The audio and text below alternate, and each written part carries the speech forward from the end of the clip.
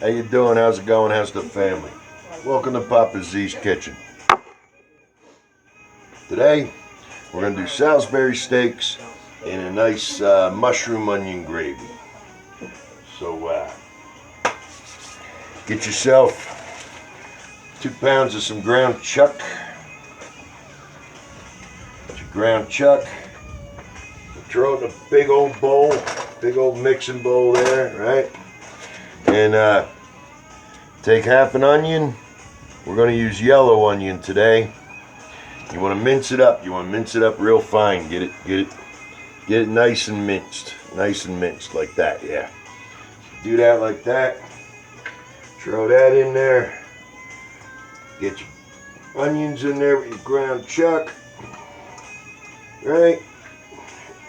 And you know what comes next, right? Because you threw the onions in there already, so we're throwing in the garlic.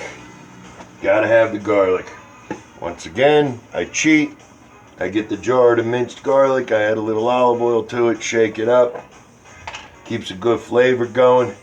And that way you can pour a little of the juice out there to add it to whatever recipe you're doing. As always, I add a bulb. There's no such thing as a clove of garlic. Clove of garlic don't do you any good. You can't taste that. So get yourself a nice bulb of garlic in there.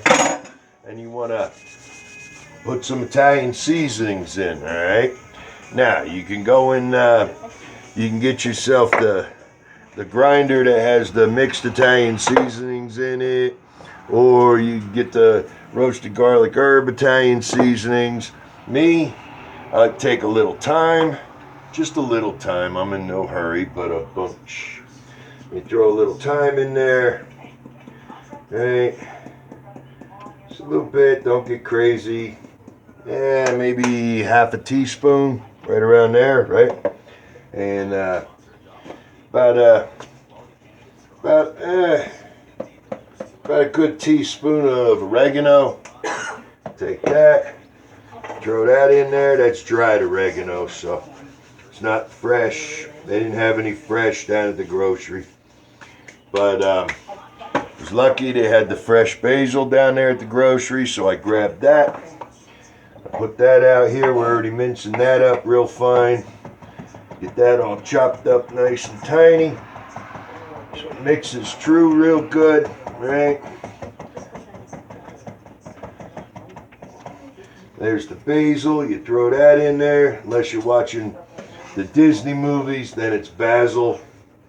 Yep. So we throw that in there. And we take a little parsley. Again, about a teaspoon. A little more than a teaspoon, right around there. Yep. Get that mixed in there. And you want to take about a tablespoon and a half of ketchup, 2 tablespoons of ketchup. Mind you, that was 2 pounds of ground chuck, right? So, yeah, a tablespoon and a half, 2 tablespoons of the ketchup. Throw that in there. And you get yourself a little bit of Worcestershire or Worcester or Worcestershire or however you want to say it, sauce. And you want about a good 2 teaspoons. Good 2 teaspoons of the Worcestershire sauce. Get that in there. Taters are boiling because we're going to make mashed taters to go with the onions and the mushrooms and the Salisbury steak and all that good stuff. All right. So, what did we do so far? We did 2 pounds of ground chuck. We did half an onion minced. Italian seasonings in there. We threw in 2 tablespoons of ketchup. 2 good teaspoons of Worcestershire. We need, I say about half a cup of breadcrumbs. Just Progresso Italian seasoning breadcrumbs. Get yourself, a good half a cup. Throw that in there. It's almost like you're making a meatloaf. Okay, same kind of idea, only go make it into patties and do them up in a cast iron skillet here. And grab yourself 2 eggs. Throw them in there. Get the eggs in. Yep. Alright. And then, of course, your sea salt. Get your Sicilian sea salt in there. Mix that in to taste. Or if you want an actual measurement, throw in half a teaspoon. Do it to taste. It's way better if you do it to taste. Don't go with silly measurements. Get your ground pepper. Throw that in there. We're almost out of ground pepper, Mommy. We'll need another one soon. Alright, you throw that in there. Got that all together, right? And over the bash will just get in there. Just start mushing the heck out of it with your hands. Get in there. Rah, rah, rah. Yeah. Mix that all up real good.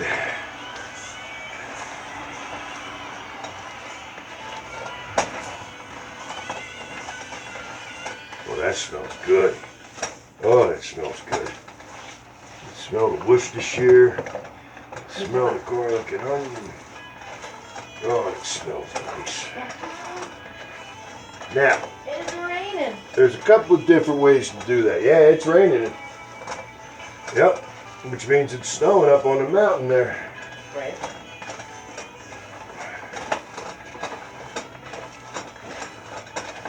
All right.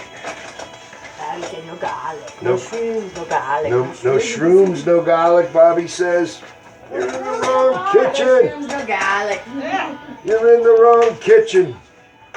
All right, so we got the hamburger. We got a little Dawn dish detergent there.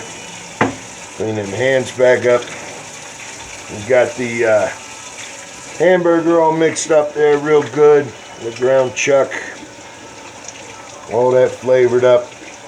And what we're going to do is we're going to grab a cast iron skillet. And get that little bit of EVOO going in the cast iron skillet. And we're going to turn this burger into patties. We're going to fry them up in there. Now another nice way to do them, and it just depends on the kind of time you have, but it also changes what happens with your gravy, is you make them up and you throw them on a grill. You get them nice grill marks across them and it looks real fancy and stuff. So if you're having company. So, little calavita, EVOO, throw that in there. Tablespoon or 2. Get that in there. Now I throw the heat on high just to get the pan hot. That way I ain't gotta wait a long time. But once we get the oil hot and the pan nice and hot, again, little salt, little ground pepper, right? Throw that in there. And I know I always say use the sea salt and the grinder. It's got a better flavor than regular table salt. And there's nothing wrong with Morton. I love Morton salt. We've been using it for years. What's the old thing? Yeah, let it rain, right, with the iodized salt. But there's something, I don't know. I like the Sicilian sea salt. It's got a better flavor to it. It's better. All right, so that pan's heating up. We're about ready to start making patties and dropping them in. So. Don't drop Patty in. Out of my kitchen, out of my kitchen. I need a paper towel. So, do me a favor, throw these eggshells away.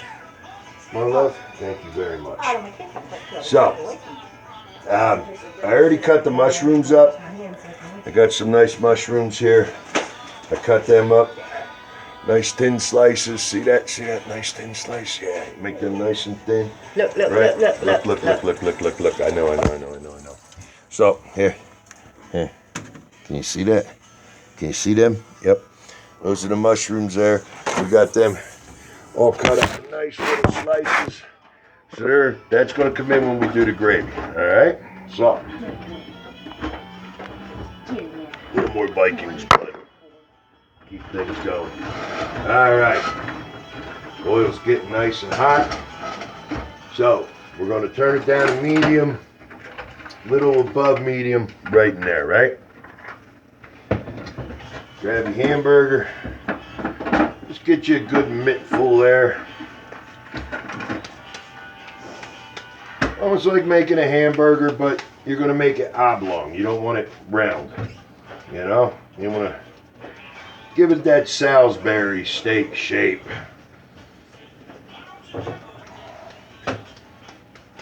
See?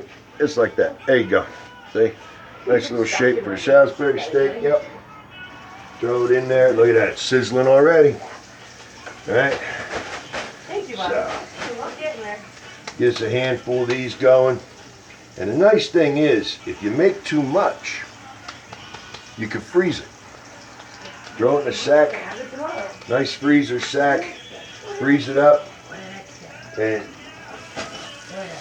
next time you want them, you and the kids, you just pull them out, throw them on, heat them up, they're ready to go.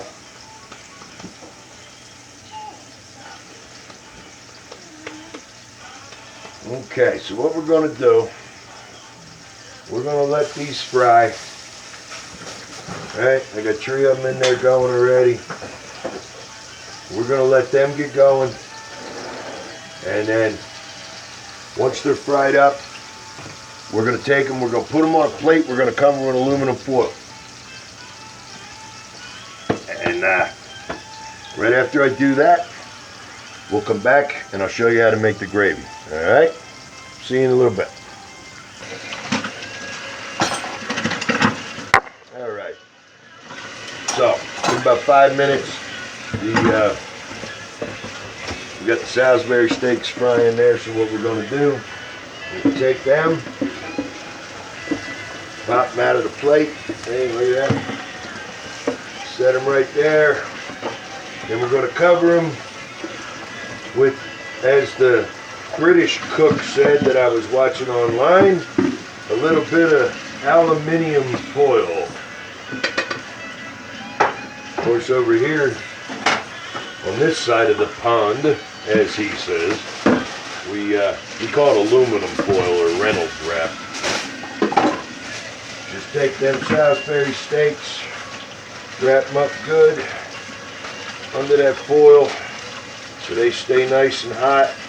Just leave that pan going right there on medium heat. Don't change nothing. Don't change nothing at all. Let it sit right there on medium heat, right? So, get yourself a whisk, right?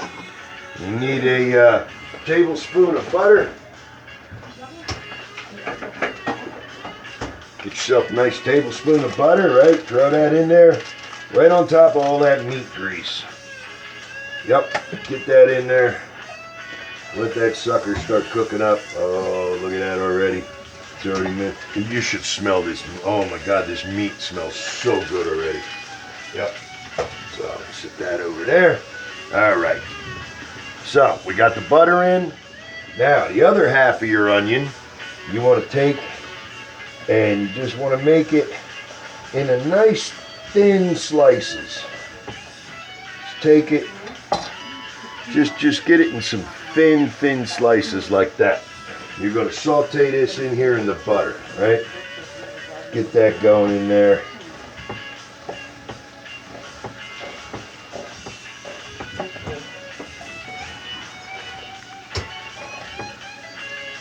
And the thinner you can cut them, the better, because what you're making the gravy with this, and that way you got really nice thin slices of onion sitting up there in your gravy with the mushrooms instead of great big chunks. But if you want great big fat slices, you can do that too. It's whatever you like. That's what it's all about. Me, I like them a little thinner because they tend to melt into the pan real nice and mix in with the gravy, and get yourself a good chunk of wood. Remember that, good chunk of wood. Don't use metal. Metal transfers its taste, makes it taste nasty. Scrape that bottom. Whatever meat's left down in there, scrape that bottom. You want that in there with those onions. Get them sauteing, right? Them going in that butter. That beef grease that's left in there. Get that all going. Right? Hey, can you guess what's next? Can you guess? Can you guess? She put it away on me already. Garlic. Get your little garlic in there.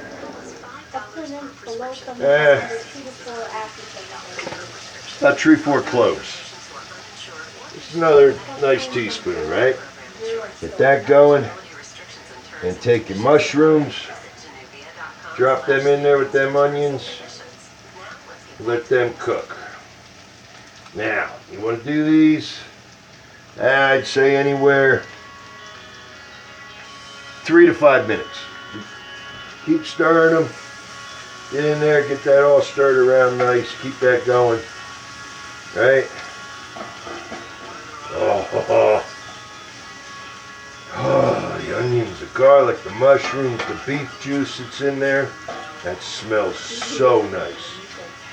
So nice.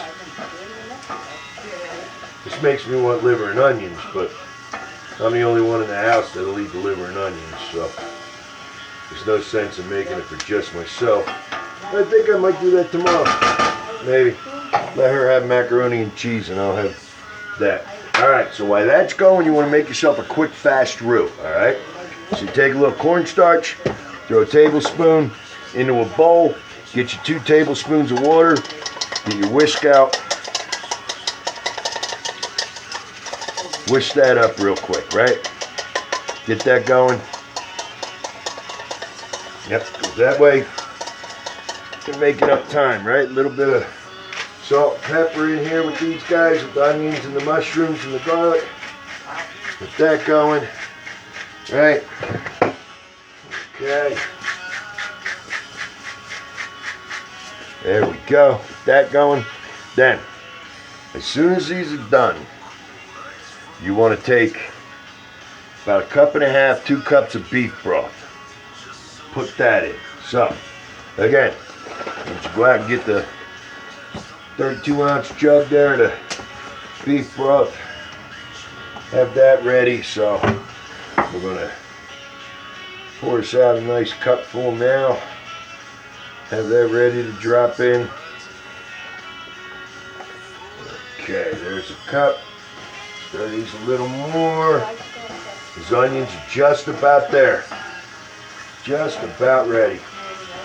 Garlic's starting to get nice and brown. It's not getting burnt. Remember, you don't want to burn it. You burn it, it's useless. Throw it out, start over.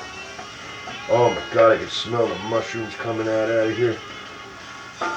And the mushrooms, all I did was I took like eight buttons, just regular white cap mushrooms. Just slice them up. If you like the stems like I do, I cut them lengthwise. I don't cut them in little discs. I cut them lengthwise. I throw them all in there like that. Okay, so we got that going. Man, it's hell getting old. You got to start using these things so you can be able to read, right? Because off the top of my head, I remember, but then I forget one ingredient, and it all goes to hell. It don't taste right. It's like that. It didn't taste like this last time. Right. All right. So, okay, that's going good. That's ready. So now we're gonna put in. I'm gonna go 1.5 cups. I'm gonna go with 1.5 cups of the beef broth. All right. A little more. There we go. All right. 1.5 cups of the beef broth. Let that sit there and cook like that. And we want to take a tablespoon of ketchup. We're going to throw that in there. Throw a tablespoon of ketchup in. There we go. That looks like a tablespoon. And we're going to take this again. What'd you do? You stole my Worcestershire again. Worcestershire. Pork. Everybody remember the Muppets? Swedish Chef? Yep. Alright, so you want 2 teaspoons of the Worcestershire. That's about 2 teaspoons. That looks good. Yep. Alright. Now, we want to turn this heat up. So you take it about medium high, right in there. Grab your whisk, Get in there. Stir all that up real good. Make sure you got all that beef stuff off the bottom of that pan. Mix all that in, all them little chunks of meat that were still down in there. And this is why I use cast iron. Use cast iron, you can go in there with a metal whisk. And I know I say use wood. Try and find a wooden whisk. So you get in there, mix all that up real good. Because if you use the, what's them fancy pans that the stuff chips off and gives you cancer? What are they called? Teflon. Teflon. Yeah, if you use the Teflon, you can't throw the whisk in there because you scratch it up and then you get cancer from the thing. Of course, I'm sure Zuckerberg's fact checkers are going to tell me I'm wrong, but I'm telling you, it does. Yep. You'll end up with cancer from that shit and you don't want it. So, we got this starting to boil now. Look. Come here. Look, see how it's starting to boil? It's got a real good simmer going. All right, this is where we pour that cornstarch water mixture that we made up a little bit earlier in the bowl, right? Just hit it one more time with the whisk. Make sure it's good. Make sure it's still good and mixed. It didn't settle. You got nothing laying on the bottom? Oh yeah, nice like that. Look. Pour that right in there. Pour that right in there. Yep, that's in there. That's good. Hit it with the whisk again.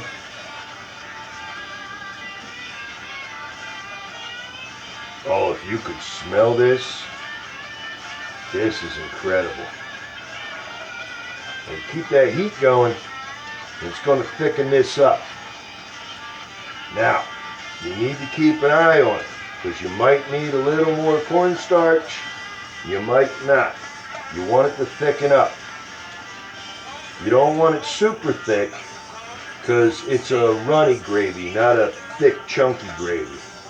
All right, now it's sitting in here on this heat. It's starting to boil. And when it boils like this is what makes your gravy. See how that's going? Oh my goodness. Oh my goodness. And look.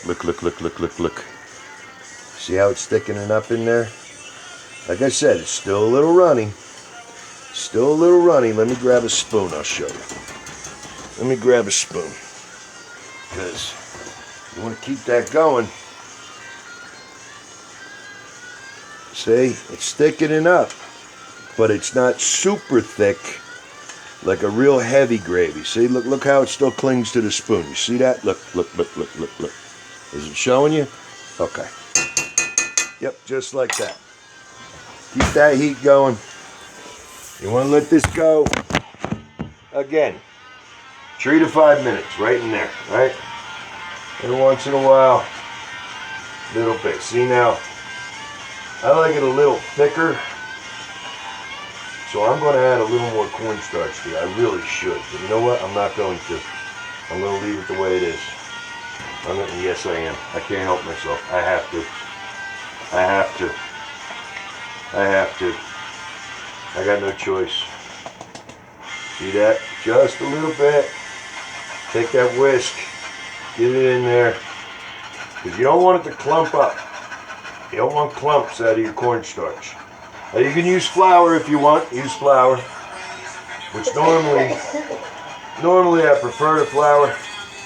But for this one, I'm using cornstarch. Oh, that's thickening up already. Look at that go. Oh, that's good. Yep. Of course, I'm making a hell of a mess out of the stove, and the bride's going to go, look at the mess you made me again. And I'm going to go, look at the meal you're eating. And she goes, you're right. You know what? We're good. Don't worry about it. So, a little more salt and pepper in there. And it's only because I'm going by the smell. You can smell it coming up the gravy. You can smell it. It smells incredible. Yep. Throw that in there. Hit it again with your whisk. Oh, that's getting nice. Okay. That was a good 3-4 minutes. It's sitting there cooking, right? I'd say so. Grab your Salisbury steaks. Unwrap them. It's still nice and hot. That's good. Take them, put them right back in there, just like that. Put them right back in that gravy. All right. Oh my goodness. And me, I don't like to waste anything, so I get that little bit of grease that's left from the meat, throw that right back down into the gravy that's going there. Right? Get that going. And do yourself a favor, you bring it back down to medium, and take your spoon, and start throwing your mushrooms, onions, and gravy up on top of the meat. Come here, come here, come here, come here. I'll show you what I'm talking about so you can see it. This way you can see how it's thickened up and everything. Okay? Look. Look. See how it's thickening up? Look, look. See how it's running on the top like that? Real nice. Oh, yeah. Throw that right up on there. Let that sit there. Like I said, you got to turn that heat back down to medium. Alright. Alright, and this is how simple it is. That's it. You just made some kick-ass Salisbury steaks with mushroom onion gravy. Excuse me. And we got taters going over here. We're about to mash them. They're going to be ready. Let this sit in here in the pan, in the gravy. Again, 3 to 5 minutes. Just it depends on how much you want the flavor in there. So I'm going to go about 5 minutes. It's going to cook them steaks a little longer. The juice is going to get inside them, plus the juice from the steaks is going to get into the gravy. It's all going to mix and mingle, and it's it's going to be so good, I'm telling you. You ain't going to believe it. All right. That's it. That's Salisbury steaks with mushroom and onion gravy. Take care of your family. Love each other. God bless America. One day we'll be free again. Peace.